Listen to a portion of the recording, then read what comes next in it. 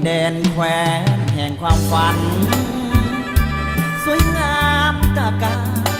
ดังหนึ่งเทวันสันสานสมคำเล่าเลยเมืองหลวงพระบาทปราสาทเมียงวังแวววาวสะดุดตายอดผู้สีสูงเด่นงามล้ำวัดว่าเป็นมิ่งขวัญเมืองสง่าผู้สนทั่วไปใจล้วนเมตตาพุทธศาสนา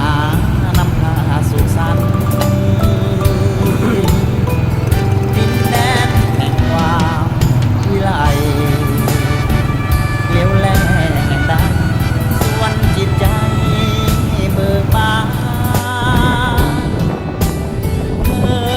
นเที่ยวสมพิลมสำลาพบเห็นแต่หอยยิ้มนั้นพาฝันซึ้งตรึงใจดินแดนใดใส